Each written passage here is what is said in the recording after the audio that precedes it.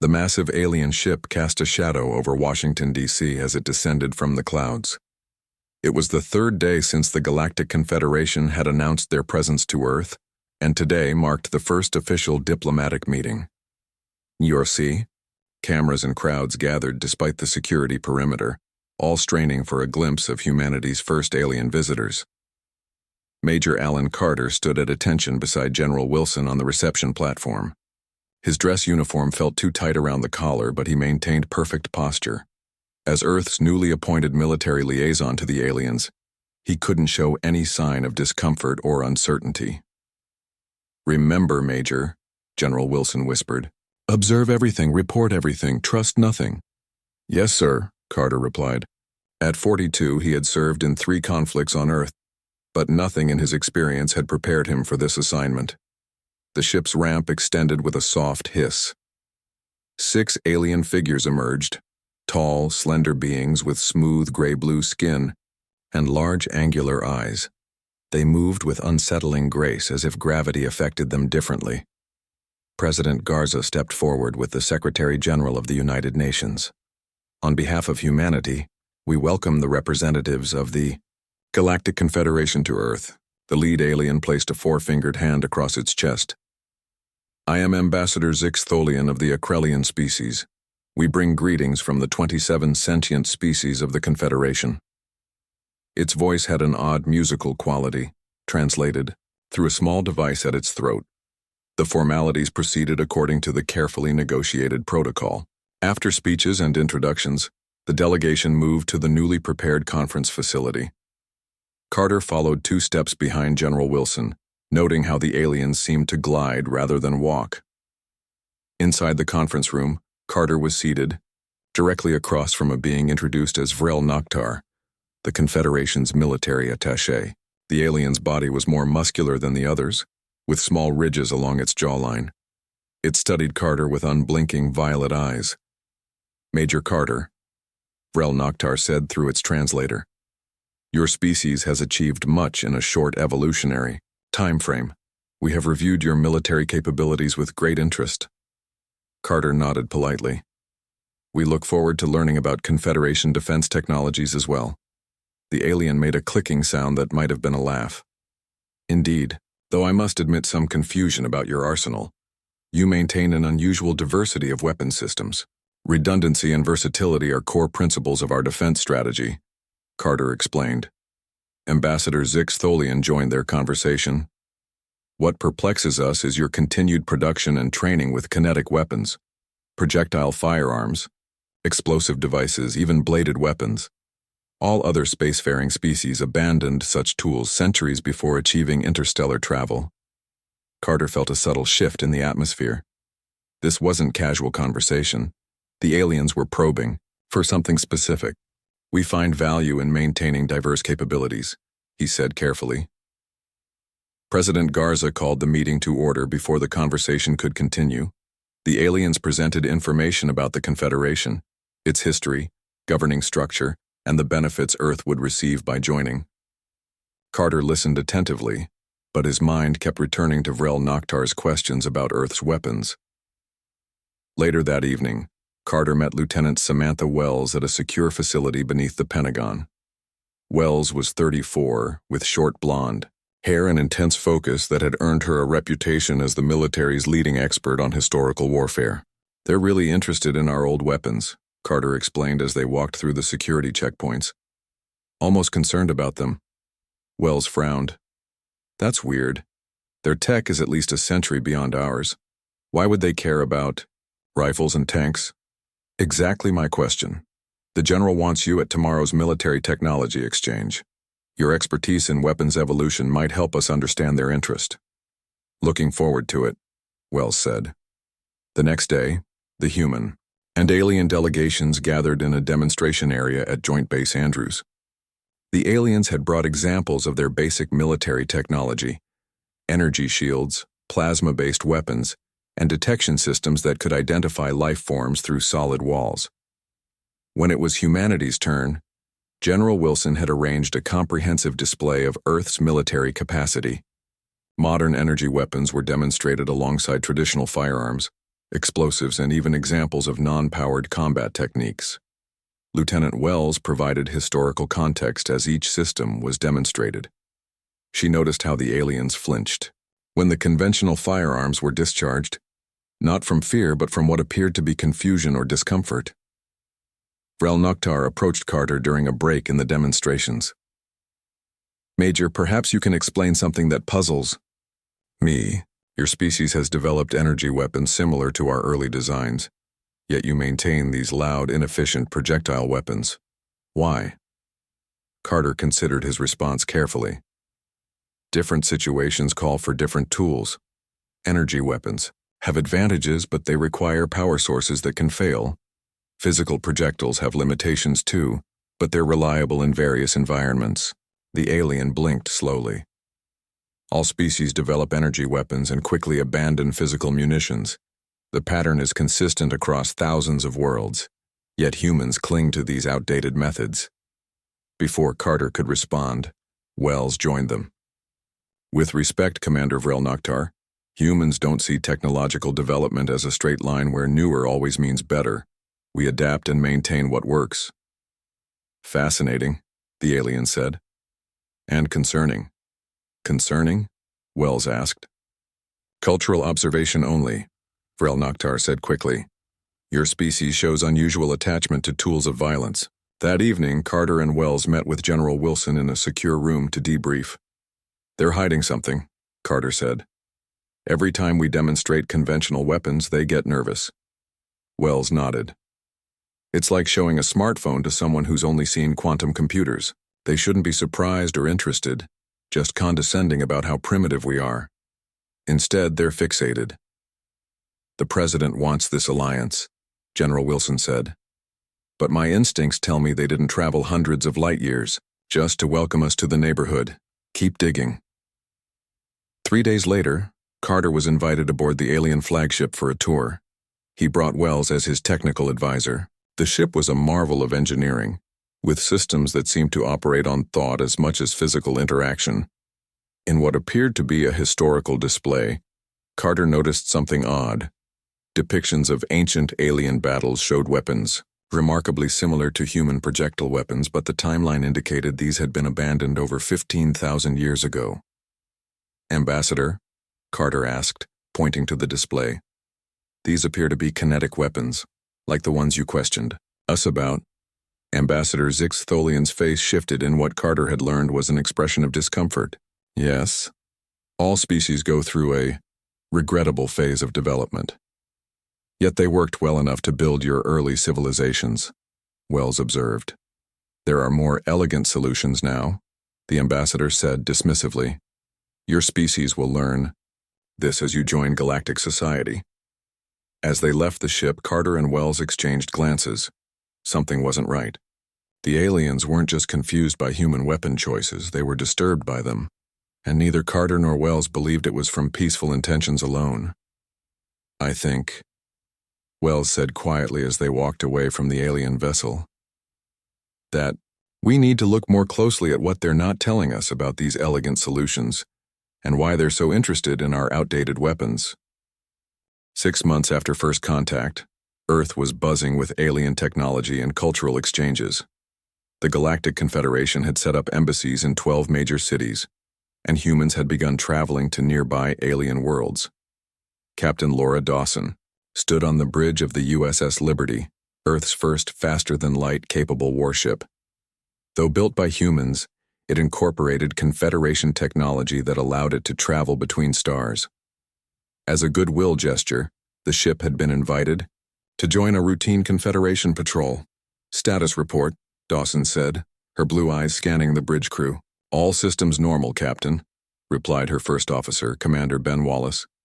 "Our Confederation advisors report we're performing well for a new addition to their fleet." Dawson nodded. At 38, she had risen quickly through the ranks of the newly formed Space Force. When the alien visitation accelerated Earth's space program, she had been an obvious choice to command humanity's flagship. "They still talk to us like we're children," she said quietly to Wallace. 6 months of technological exchange and they still seem surprised when we understand basic space navigation." Wallace smiled slightly. Maybe they're not used to species learning so quickly. Gregory Martinez, the tactical officer, turned from his station with a frown. Captain, I've noticed something odd. The Confederation ships are impressive, but they have almost no kinetic defenses. Their shields are designed primarily against energy weapons. That matches what we know from the briefings, Dawson said. They abandoned physical weapons centuries ago. Their shields can stop any energy attack, but they're not optimized for physical impacts. That seems like a major vulnerability, Martinez said, which is why Admiral Clark insisted we keep our railguns when they retrofitted the Liberty. Dawson replied, better to have options. The Confederation liaison, an Akrelian named Toril, approached with the fluid grace characteristic of her species. Captain, we're receiving a distress signal.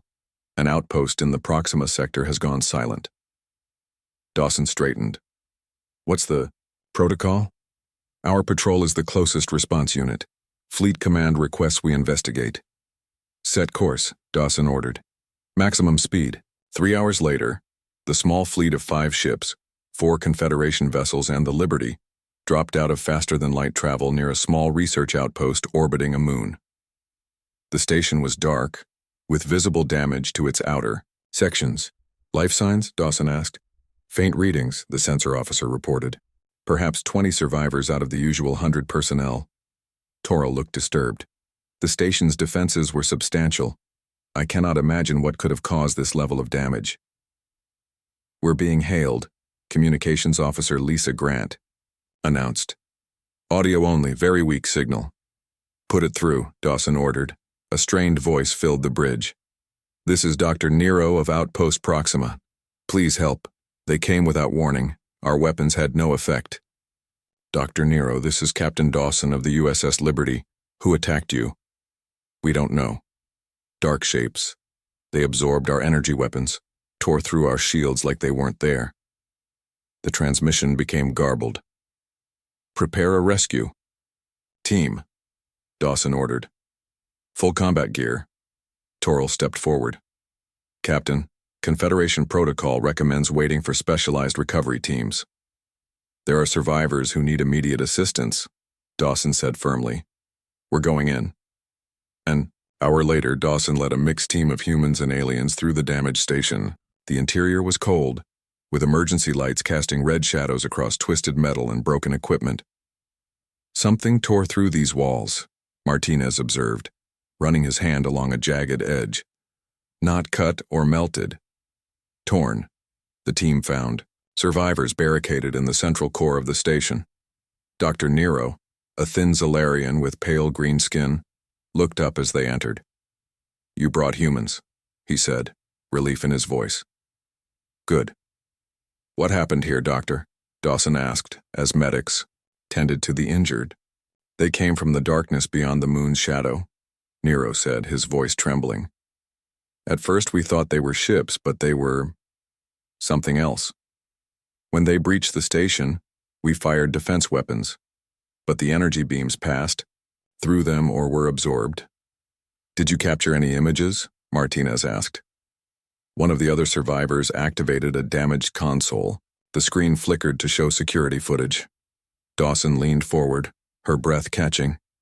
The attackers appeared as shifting dark masses, vaguely humanoid, but constantly changing shape.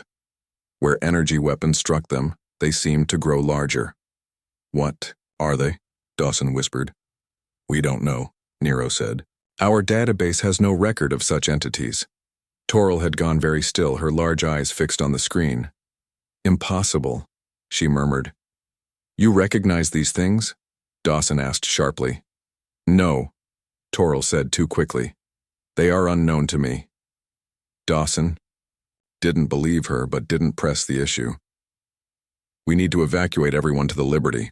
Martinez, coordinate with the Confederation ships. As the survivors were being transported, Martinez approached Dawson in a quiet corridor. Captain, the Confederation officers are acting strangely. They seem scared, but not surprised. I noticed, Dawson said. And did you see the way Dr. Nero specifically mentioned humans? as if our presence was significant. If these entities absorb energy, Martinez said thoughtfully, our rail guns and conventional weapons might be effective against them. Weapons the Confederation ships don't carry. Before Dawson could respond, an alarm blared. "Captain, to the bridge," came Wallace's voice over the comm system. Back on the Liberty, Dawson found Wallace staring at the sensor display. "We're picking up unusual readings from the moon's dark side," he reported. "Similar energy patterns to what was recorded during the attack." "They're coming back," Dawson said. "Alert the Confederation ships, prepare all weapons." The Confederation commander, Captain Velnox, appeared on the screen. "Captain Dawson, we have received emergency recall orders. All ships are to return to Confederation headquarters immediately." "What about the entities approaching us now?" Dawson demanded. "We must withdraw." "That is the protocol." Velnox's expression was rigid. Dawson exchanged glances with Martinez. "The Liberty will cover your retreat," she said finally. "We have weapons that might be effective." "That is not advisable," Velnox said, but Dawson could see relief in his eyes. After the communication ended, Dawson turned to Martinez. "Prepare the rail guns. Load all conventional weapons. If these things absorb energy, let's see how they handle good old-fashioned metal." "With pleasure, Captain," Martinez replied. The dark shapes emerged from behind the moon, moving faster than seemed possible in vacuum. The Liberty positioned itself between the retreating Confederation ships and the approaching entities. "Fire energy weapons," Dawson ordered, watching as the beams struck the entities. Just as in the footage, the energy seemed to be absorbed, making the shapes grow slightly. "Now the rail guns," Dawson commanded. The ship shuddered as massive projectiles, launched at incredible speeds. Where they struck, the dark entities recoiled, parts of their mass dissipating into space. "It's working," Wallace exclaimed. "Continue fire all conventional weapons," Dawson ordered, "and send the data to the Confederation ships." The battle was brief but intense. The entities, faced with weapons they couldn't absorb, eventually retreated, back to the moon's shadow. As the Liberty rejoined the Confederation fleet, a message came from Confederation headquarters. "All ships report immediately. First priority status. The Phantom Protocol has been activated." Dawson looked at Toril, who had gone very pale. "What's the Phantom Protocol?" "Something I hoped never to see in my lifetime," Toril whispered. "War is coming, Captain. A war unlike any the Confederation has faced in 50,000 years." The central chamber of Confederation headquarters buzzed with tense voices. Representatives from 27 alien species filled the tiered seating, their conversations creating a storm of worried sound. Captain Dawson stood with her senior officers near the back, watching as more delegates arrived. "They're scared," Martinez whispered. "Look at their body language." Dawson nodded. In the 6 days since the encounter at the research station, the Liberty had been rushed to Confederation headquarters, a massive space station orbiting a neutral star. No one had answered their questions about the strange dark entities or the mysterious Phantom Protocol. The room fell silent as the High Council entered. 5 beings of different species took their places at the raised platform. Among them, to Dawson's surprise, was a human, Admiral Diana Clark, recently appointed to the Council in what most had considered a merely symbolic gesture. Admiral Clark was a tall woman with dark skin and close-cropped gray hair. At 62, she had been the logical choice as humanity's first representative on the Council, having led Earth's military unification efforts after first contact. The head of the Council, a crystalline being called Zenith Prime, moved to the central position. Its voice resonated through the chamber without need for translation devices. "The Void Collective has returned," it announced. A wave of gasps and murmurs swept the room. Many delegates visibly shuddered. "For those unfamiliar with our ancient history," Zenith Prime continued, "the Void Collective nearly destroyed galactic civilization 50,000 years ago. They are entities composed of semi-corporeal dark matter, capable of absorbing energy and passing through solid matter. Our records indicate they originate from the space between galaxies. Captain Dawson raised her hand, protocol momentarily forgotten. We encountered these entities at Outpost Proxima. Our conventional weapons were effective against them, but the Confederation ships retreated without engaging. All eyes turned to her. Admiral Clark nodded slightly, encouraging her to continue. The railguns on the Liberty damaged these entities when energy weapons only made them stronger, Dawson said. Why doesn't the Confederation use physical weapons against them? Uncomfortable silence followed. Eventually, a council member of the Thraxian species spoke. Because we have none. No Confederation species has maintained production of physical weapons for over 10,000 years. They were deemed primitive. Admiral Clark stepped forward. Which explains your interest in human weapon systems from the beginning. You knew these entities might return, but you had abandoned the only effective weapons against them. Zenith. Prime's crystalline form pulsed with light. Not exactly, Admiral. The knowledge was lost. The previous cycle of civilization defeated the Void Collective using physical weapons, yes. But later generations considered such technology barbaric. Over time, the true reason for maintaining such weapons was forgotten, replaced with more comfortable histories. And now the Void Collective has returned and you have no defense, Martinez said. Correct, said Zenith Prime. 3 outer systems have already fallen. The entities feed on energy. The more advanced the civilization, the more they consume. Our weapons only strengthen them. Major Alan Carter and Lieutenant Wells had arrived at Confederation headquarters the previous day. Now Carter stood. Why did you wait until now to tell us this? Earth could have been helping prepare defenses. Pride, admitted the Thraxian council member, and disbelief. Many thought the ancient records were merely myths. Even when the first reports came, many refused to believe. Admiral Clark addressed the council directly. How much time do we have? The collective's advance is accelerating, Zenith Prime said. Perhaps 8 standard months before they reach the core systems. Earth is likely a primary target now that they know humans retain physical weapons. The chamber erupted in voices. Again. Dawson looked at her crew, seeing determination replace confusion on their faces. Hours later, Dawson, Carter, Wells, and Martinez gathered with Admiral Clark in a private chamber. Maps and reports covered every surface. They're desperate, Admiral Clark said bluntly.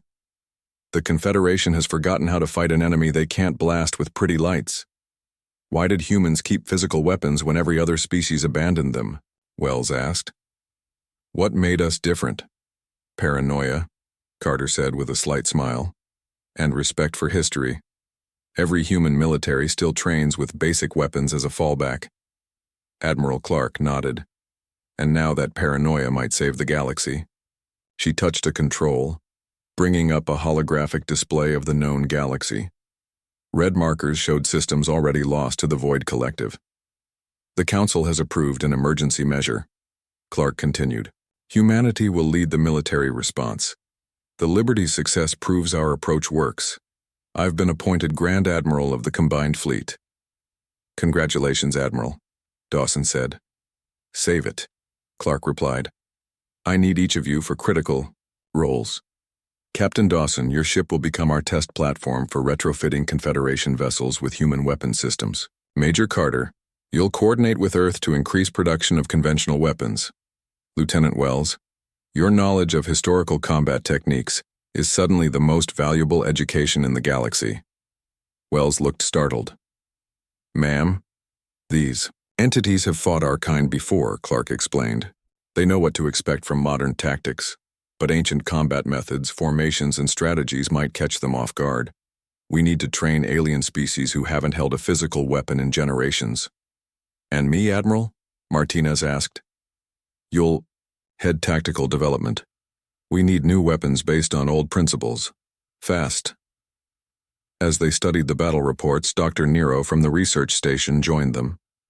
The alien scientist looked exhausted, but determined. I've analyzed the data from our encounter, Nero said. The entities do have weaknesses. They absorb energy, but physical objects disrupt their molecular structure, and certain materials seem more effective than others. Which materials? Carter, asked. Primarily metals with high density. Lead, tungsten, depleted uranium. Materials humans still use in some weapons. Materials the Confederation considers too primitive for advanced technology. Admiral Clark smiled grimly. So the answer to fighting these advanced entities is to go backwards in technological development. History doesn't move in a straight line, Wells said. Sometimes the past holds the key to the future. As they continued planning, a message arrived from Earth. The president had authorized full military production. Every weapon factory was being converted to produce the primitive weapons the galaxy now desperately needed. We should give this operation a name, Clark said thoughtfully. Operation Retrograde, Wells suggested. Moving backwards to move forwards, Clark nodded. Perfect, because sometimes the old ways are the best ways. As the others left to begin their assignments, Dawson lingered with Admiral Clark. Admiral, be honest. Do we have a chance? Clark looked at the map where more red markers had appeared. The Confederation has superior numbers and resources. We have the weapons and knowledge they need. Together, maybe. And if we fail? Then humanity may be the last species standing, Clark said quietly. Because we're the only ones who remembered. That progress sometimes means remembering where you came from. 8 months into the conflict, the massive shipyard orbiting Jupiter buzzed with activity. Hundreds of Confederation vessels floated in dry docks, being retrofitted with human-designed weapon systems. Earth had become the center of the resistance against the Void Collective, which now controlled nearly a quarter of Confederation space. Dr. Kevin Russell wiped sweat from his forehead as he examined the modified railgun mounted on the alien cruiser. At 51, the weapons historian and engineer had never imagined his expertise would be so vital. The power coupling is still not aligned correctly, he told the mixed team of human and alien engineers. Remember, these systems were designed for completely different technologies. We need to adapt our thinking. A tall, spindly alien named Vex nodded. It is difficult to grasp the principles. For generations, we focused only on energy distribution, not physical impact mechanics. That's why we're here, Russell said encouragingly, to bridge that gap. Across the shipyard, the USS Liberty had become the testing ground for these hybrid defense systems. Its hull now bristled with both Confederation energy weapons and human-designed kinetic systems. Inside the ship's main hangar, Lieutenant Samantha Wells supervised combat training. No, Ambassador Zix Tholian, hold the rifle against your shoulder, Wells instructed patiently. The recoil needs to be absorbed by your body. The Akrelian diplomat awkwardly adjusted his stance. Like many aliens, he struggled with the concept of physical weapons after generations of using only thought-guided energy systems. It seems so inefficient, Zixatholian complained. So much physical effort. But it works against the Void Collective, Wells reminded him. And that's what matters. In another section, Gregory Martinez had 20 alien officers practicing with basic handguns. Don't anticipate the noise, he instructed. Focus on your target, control your breathing, then squeeze gently. The aliens fired at holographic targets, shaped like void entities. Most missed completely. Again, Martinez said firmly. This isn't about technology. It's about discipline and practice. On the bridge of the Liberty, Captain Dawson reviewed battle reports with Major Carter. The news was mixed. The Void Collective continued to advance, but their progress had slowed since Operation Retrograde began deploying modified ships. The Rigel system defense was our first real victory, Carter said, pointing to a star map. 3 collective entities, destroyed with minimal losses. What made the difference? Dawson asked. They used the Roman testudo formation, Carter said with a slight smile. Lieutenant Wells suggested it. The ships formed a physical shield wall and advanced together, using coordinated fire from their new kinetic weapons. Ancient tactics against an ancient enemy, Dawson mused. It makes a certain sense. Their conversation was interrupted by an urgent communication. Admiral Clark's face appeared on the main screen. Captain Major, we've received intelligence that a Void Collective scout force is heading toward the Bennett colony. They'll arrive in less than 12 hours.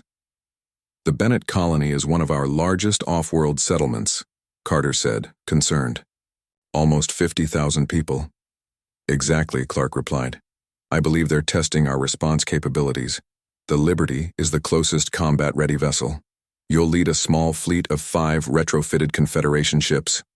We're ready, Admiral, Dawson said. This will be the first major test of our hybrid defense strategy, Clark warned. The eyes of the Confederation will be watching. 6 hours later, the Liberty led its small fleet toward the Bennett colony. The 6 ships represented a mix of species and technologies, unified by their new human-designed weapons systems. Ships reporting ready, Captain, Wallace announced from his station. Good, Dawson replied. Remind all commanders of the battle plan. Energy weapons only for shields and propulsion. Kinetic weapons for the entities themselves. Dr. Russell had joined them on the bridge, monitoring the performance of the newly installed systems. The Thraxian cruiser is still showing power fluctuations in their railgun systems, he reported. But it should hold. It has to hold, Martinez said grimly. The fleet dropped out of faster-than-light travel near the colony, a large habitat built into an asteroid. Immediate scans showed 3 void, collective entities already approaching the colony's outer defenses. Colony defenses engaging, Wallace reported, but their weapons are primarily energy-based. On the main viewer, they watched as the colony's energy weapons fired at the approaching entities. The beams struck the dark, shifting masses, only to be absorbed. The entities grew slightly larger with each hit. They're feeding, Russell observed, getting stronger. Signal the colony to cease fire, Dawson ordered. All ships move into Formation Alpha. Prepare kinetic weapons. The small fleet moved into the formation Wells had adapted from ancient Roman battle tactics. The ships aligned in a tight pattern that maximized their firing arcs while protecting each other. Entities changing course, Martinez announced. They're heading toward us now. They recognize the threat, Carter said. They know our weapons can hurt them. The void entities accelerated toward the fleet, their forms rippling through space like living shadows. Hold formation, Dawson commanded. Wait for my signal. The entities closed in, seemingly confident in their ability to absorb any attack. Now, Dawson ordered. All ships, fire kinetic weapons. From all 6 ships, railguns, missile systems, and specially designed projectile weapons fired simultaneously. Thousands of physical projectiles streaked toward the void entities. Where they struck, the dark matter forms shuddered, and parts of their mass dissipated into space. The entities tried to retreat, but the barrage continued, coordinated by the Liberty's targeting systems. It's working, Wallace exclaimed. One entity disintegrated entirely under the assault. The second broke apart into smaller fragments that scattered in different directions. The third managed to reach the Thraxian cruiser. Thraxian cruiser reporting entity contact on their hull, Communications Officer Grant announced. Their kinetic weapons are offline. Direct the other ships to maintain fire on the remaining entities, Dawson ordered. We're going to assist the Thraxian cruiser. The Liberty broke formation, accelerating toward the endangered ship. The remaining void entity was spreading across the cruiser's hull like a living oil slick. Target our forward railguns on the A. Entity, Dawson commanded. Fire when ready. The Liberty shuddered as its main railgun fired massive tungsten rods at incredible speed. They tore through the entity, causing it to convulse and release its hold on the cruiser. Again, Dawson ordered. The second barrage finished the job. The entity dissolved into wisps of dark matter that quickly dissipated. As the fleet regrouped and began damage assessment, a message came through from the Bennett colony. The colony governor's face appeared on screen, his expression a mix of shock and gratitude. Captain Dawson, I don't know how to thank you, he said. Our defenses were useless against those things, without your arrival. Just doing our job. Governor, Dawson replied. Is everyone safe? Yes, thanks to you. The Confederation told us their advanced weapons would protect us. But in the end, it was human, primitive technology that saved us. He shook his head in wonder. Sometimes the old ways really are best. After the communication ended, Carter turned to Dawson. This was just a scout force. The main collective fleet is still gathering. But now we know our strategy works, Dawson said. We can fight them. And the Confederation finally understands the wisdom in humanity's backwards approach to military technology, Russell added with a slight smile. Let's hope that wisdom is enough, Martinez said, looking at the battle damage reports. Because according to intelligence, the Void Collective's main fleet is gathering for a major assault. Where? Dawson asked. Carter's expression grew grim. Intelligence suggests they're heading for Alpha Centauri. They're coming for Earth. The combined Confederation and human fleet gathered at Alpha Centauri, Earth's nearest stellar neighbor.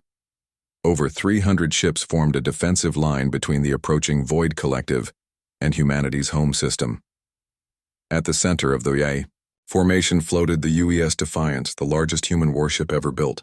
Its massive hull bristled with both advanced energy weapons and rows of kinetic weapon systems.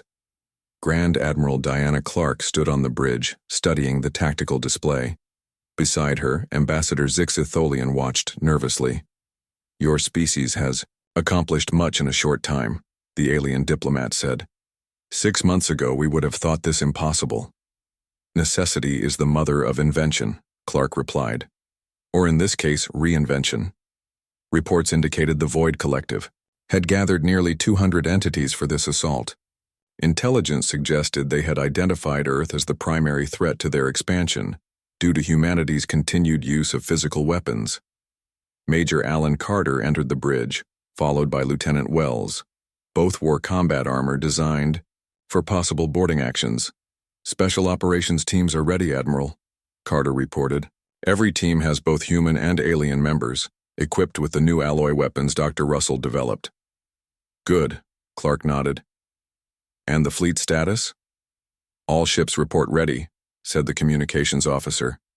Confederation vessels have completed training with their retrofit weapons. Clark addressed the bridge crew. The Void Collective believes we're weak because we evolved from primitive origins. They think our continued use of physical weapons shows we're less advanced. She smiled slightly. Today they learn how wrong they are. On the USS Liberty, positioned on the fleet's right flank, Captain Dawson prepared her crew for battle. The ship had been further modified based on lessons from previous engagements, with additional railguns and a special array of tungsten projectile launchers. Enemy forces detected, Martinez announced from Tactical. They'll be in range in 10 minutes. All crews to battle stations, Dawson ordered. Remember your training. These entities feed on energy weapons, use kinetic systems only. The Void Collective emerged from faster-than-light travel as a mass of swirling darkness. The entities varied in size, some as small as shuttles, others rivaling capital ships. They moved with unnatural coordination, stretching and flowing across space like living oil. They're beautiful in a terrifying way, Wallace said quietly. Focus, Dawson reminded him. Beauty won't matter if they reach Earth. Admiral Clark's voice came through the fleet-wide channel. All ships hold position, let them come to us, remember the plan.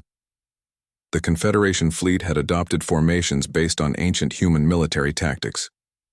Ships were grouped in tight, supporting clusters rather than the loose arrangements the aliens typically preferred.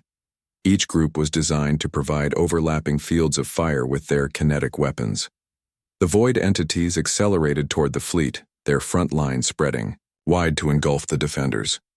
They're hoping we'll panic and use energy weapons, Wells observed from the Defiance. We won't give them the satisfaction, Clark responded. All ships hold fire until optimal range. The entities closed in. At their current speed, they would reach the fleet in less than 2 minutes.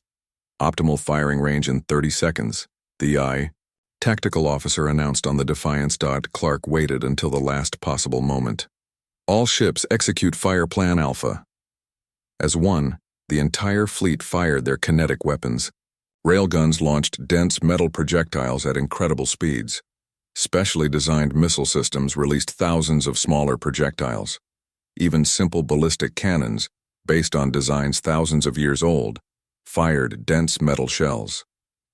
Space. Between the fleets filled with physical objects moving at tremendous speeds. Where they struck the Void entities, chunks of dark matter dissipated into nothingness. Multiple direct hits, Martinez reported on the Liberty. Enemy formation is breaking up. The Void Collective had not expected such a coordinated and effective defense. Their front line shattered under the barrage, with dozens of smaller entities completely destroyed. But the larger ones pushed forward, adapting their strategy. "They're targeting individual ships," Carter warned, trying to isolate them from supporting fire. 3 massive entities converged on an Akrelian cruiser, enveloping it before the surrounding ships could adjust their fire.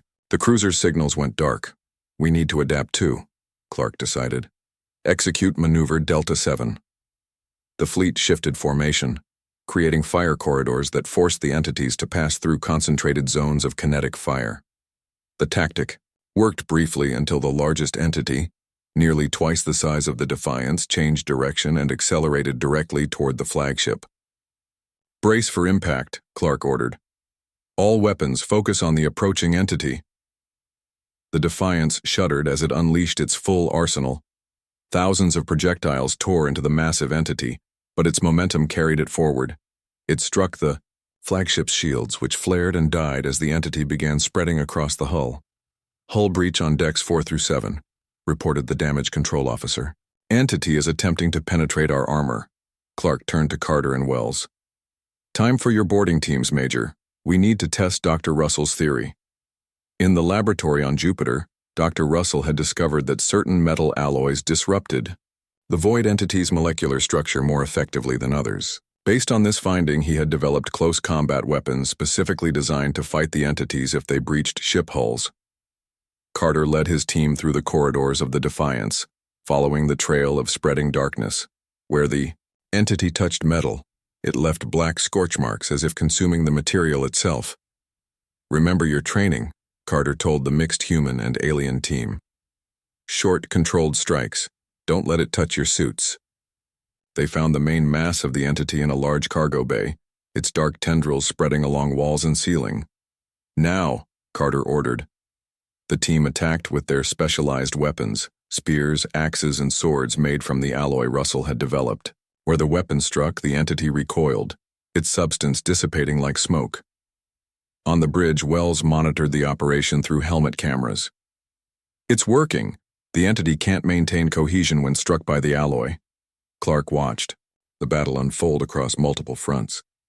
While Carter's team fought inside the Defiance, the fleet continued to engage the remaining void entities. The battle had become a chaotic mix of ancient and modern warfare, ships maneuvering in formations borrowed from historical navies while firing weapons based on principles thousands of years old. After nearly an hour of intense fighting, the tide began to turn.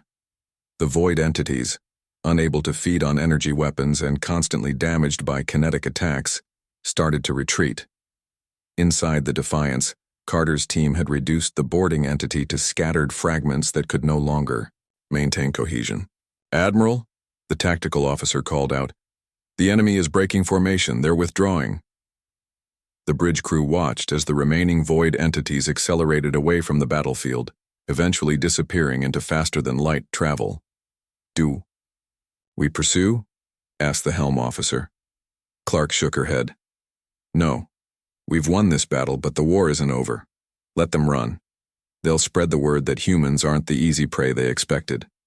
Later, as damage reports came in, Clark met with Carter, Wells, and Ambassador Zixatholian in the Defiance's conference room. 17 ships lost, Clark said solemnly, but we destroyed nearly 60% of their forces. "They won't give up," Carter warned. "They'll adapt, find new strategies, and so will we," Wells replied. "That's what humans do best." Ambassador Zixatholian bowed slightly. "The Confederation owes humanity a debt we can never repay. Your primitive wisdom has saved us all."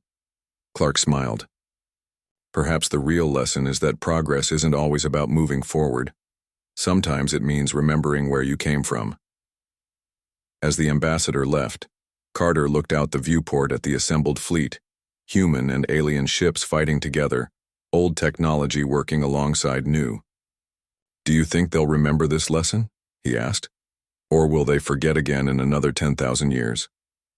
"That's the thing about history," Wells replied. "It may not repeat exactly, but it certainly rhymes." Clark nodded. "Then we'll make Sure to write this chapter clearly. The day aliens learned why humans were the only species still using outdated weapons.